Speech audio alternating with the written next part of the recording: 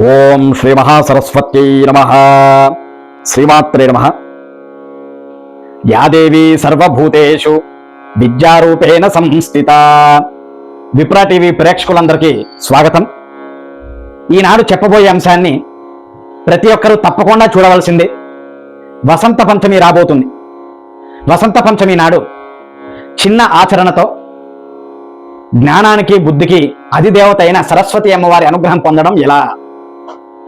కావున ప్రతి ఒక్కరూ ఈ వీడియోని చివరి వరకు చూడండి. అమ్మవారి యొక్క అనుగ్రహం పొందండి. అమ్మవారి యొక్క అనుగ్రహానికి చిన్న ఆచరణతో వసంత పంచమి నాడు ఎలా ఆచరించాలి అనే అంశాన్ని అందరికీ తెలియజేయబోతున్నాను. ప్రప్రథమంగా ఎవరైతే ఈ ఛానల్ని చూస్తున్నారో సబ్స్క్రైబ్ చేసుకొని, కొత్త వారైతే వీడియో నచ్చితే లైక్ చేయండి, 10 మందికి షేర్ చేయండి. తద్వారా మంచి విషయాలు తెలుసుకుంటారు. ఆధ్యాత్మిక పరంగా, శాస్త్రీయ పరంగా అందరూ కూడా తెలుసుకునే అవకాశం. పక్కనే ఉన్న బెల్ ఐకాన్ ఒక్కడ మర్చిపోవద్దు. ఇంకేమైనా ధర్మ సందేహాలు ఉంటే కామెంట్లో అందరూ తెలపండి, దానికి నేను సమాధానం ఇస్తాను. మరి విషయంలోకి వెళ్ళిపోదాం. వసంత పంచమి నాడు చిన్న ఆచరణతో సరస్వతి అనుగ్రహం పొందడం ఎలా? అసలు వసంత పంచమి అంటే ఏమిటి? దీనిని 3 నామాలతో పిలుస్తారు. ఈ వసంత పంచమి నాడే దేవతలు, దానవులు సముద్రమదనం చేస్తున్న సమయంలో లక్ష్మీ అమ్మవారు అవతరించారు. దీనినే శ్రీ పంచమి అంటారు. అదేవిధంగా దసరా నవరాత్రుల్లో దుర్గాదేవిని, దీపావళి నాడు లక్ష్మీదేవిని, అలాగే ఈ మాఘమాసము శుక్లపక్షము 5వ రోజు వచ్చే ఈ వసంత పంచమిని సరస్వతి అమ్మవారిని ఆరాధించే ప్రత్యేక సందర్భం. కావున ప్రతి ఒక్కరూ కూడా ఈ రోజున తప్పక ఆచరించవలసిన కొన్ని చక్కని అంశాలు ఉన్నాయి. అందరూ వీడియో చివరి వరకు చూడండి. ఈ వసంత పంచమి నాడు విద్యార్థులకి, ఉద్యోగం చేస్తున్న వారికి, అలాగే బుద్ధి స్థిమితంగా లేని వారికి అమ్మవారి యొక్క జ్ఞానాన్ని ప్రసాదించే శుభ సందర్భం. కావున ప్రతి ఒక్కరూ కూడా ఈ వసంత పంచమి నాడు ఉదయాన్నే ప్రాతకాలానే నిద్రలేచి ఇల్లంతా కూడా శుభ్రం చేసుకొని ఒక పల్లెములో, ఇత్తడి పల్లెము, రాగి పల్లెము, వెండి పల్లెములో కానీ లేదా మట్టి పాత్రలో కానీ బియ్యాన్ని పోసి దానిపై పసుపు గణపతిని చేసి ఆ పిమ్మట గంగాజలము లేదా పసుపు నీళ్ళతో ఇల్లంతా కూడా శుద్ధి చేసి గణపతి పూజ ఆచరించి ఆ పిమ్మట అమ్మవారి యొక్క కటాక్షానికి సరస్వతి పూజని ఆచరించండి ప్రతి ఒక్కరూ కూడా. ఏ విధంగా? విద్యార్థులైతే తమ పుస్తకాలని, పెన్నుని అమ్మవారి దగ్గర పెట్టండి. ఉద్యోగం చేసేవారైతే తమ రిజిస్టర్ పుస్తకాలు లేదా ఇతరితర సంబంధమైన పుస్తకాలన్నీ కూడా అమ్మవారి దగ్గర పెట్టండి.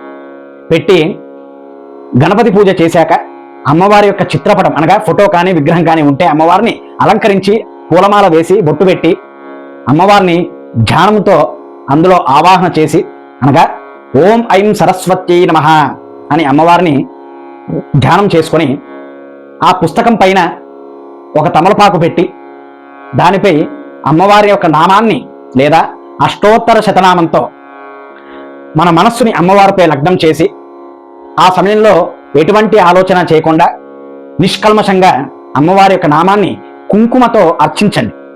అదేవిధంగా ఆ రోజున ప్రతి ఒక్కరూ పసుపు రంగు వస్త్రాన్ని ధరించాలి. అలా పూజ చేసిన కుంకుమని నుదిటిన ధరించండి. రోజు ఉదయాన్నే స్నానం చేసి రోజు బొట్టు పెట్టుకోండి. అదేవిధంగా పూజ చేశాక అమ్మవారికి ప్రీతికరమైన దద్దోజనాన్ని లేదా క్షీరాన్నాన్ని నైవేద్యంగా సమర్పించండి. ఆ పిమ్మట అమ్మవారికి మంగళహారతులు ఇచ్చి ప్రశాంతంగా చక్కగా ఒక 5 నిమిషాలు మనస్సుని అమ్మవారిపై లగ్నం చేసి ఓం ఐం సరస్వత్యై నమః అనే యొక్క నామాన్ని 108 సార్లు విద్యార్థులు, ఉద్యోగం చేసే వాళ్ళందరూ ప్రతి ఒక్కరు కూడా జ్ఞానం కావాలి అనుకుంటే సరస్వతి అనుగ్రహం ఉండాలి. కావున ఓం ఐం సరస్వత్యై నమః అనే ఈ నామాన్ని 108 సార్లు జపం చేయండి. తద్వారా మనలో ఒక పాజిటివ్ వైబ్రేషన్స్ వస్తాయి. మన బుద్ధి స్థిమితంగా పనిచేయడానికి అవకాశం ఉంటుంది. దానినే ధ్యానము అంటారు. ధ్యానం చేస్తే మైండ్ రీఫ్రెష్ అవుతుంది. అందులో ఇంకొంత మనం అమ్మవారి యొక్క నామాన్ని యాడ్ చేస్తున్నాం. కావున ఇది ఒక చక్కని సందర్భం. ఇలా ధ్యానం చేయండి. ఆ పిమ్మట అమ్మవారిని బ్రహ్మాది నారద మహర్షి, వ్యాస మహాముని, వాల్మీకి, పోతన, ఇలా అనేక మహానుభావులు, దేవతలు ప్రతి ఒక్కరు కూడా ఈ వసంత పంచమి నాడు అమ్మవారి యొక్క ఆరాధన చేసి అమ్మవారి యొక్క అనుగ్రహాన్ని పొందారు వీళ్ళందరూ కూడా. అందుకే మన తెలుగు మహాకవి పోతన భాగవతం రాయగలిగారు. ఎందుకు? అమ్మవారి యొక్క అనుగ్రహం వల్ల జ్ఞానము ఆయనకి ఉద్భవించింది. అలాగే వాల్మీకి ఆయన రామాయణాన్ని రాసేటప్పుడు అమ్మవారిని స్మరించారు. ఏ విధంగా? సరస్వతీ నమస్తుభ్యం వరదే కామరూపిణి విద్యారంభం కరిష్యామి సిద్ధిర్భవతు మే సదా. ఈ శ్లోకం ప్రతి ఒక్కరికి కూడా తెలుసు. చిన్నప్పుడు స్కూల్లో కూడా చెప్పేవారు. ఈ శ్లోకాన్ని పఠించండి. ఇది రాని వారు ఓం ఐం సరస్వత్యే నమః అనే నామాన్ని స్మరించండి. తద్వారా అమ్మవారి యొక్క అనుగ్రహం సులభంగా లభిస్తుంది. అమ్మవారు అంటే ఏమిటి? మన ఇంట్లో తల్లి ఎలాగో అమ్మ కూడా అంతే. ప్రేమగా అమ్మ ముందు కూర్చొని, అమ్మా నీ దయ ఉంటే అన్నీ ఉన్నట్టే అమ్మా, నీ భిక్షే నాకు శరణు, నీ అనుగ్రహం ఉంటే లక్ష్మి ఉంటుంది, జ్ఞానదేవత అయిన సరస్వతి కూడా ఉంటుంది, కావున సర్వాకాల సర్వావస్థల్లో నీవు ఎల్లప్పుడూ మాతో ఉండాలి అని ఎప్పుడైతే మనం భక్తిపూర్వకంగా మన మనస్సుని అమ్మవారికి అర్పిస్తామో, అమ్మవారు మన తల్లి ఎలాగైతే ఒక బిడ్డకు ప్రేమను చూపుతుందో అమ్మవారు కూడా అదే విధంగా ప్రేమను చూపిస్తుంది.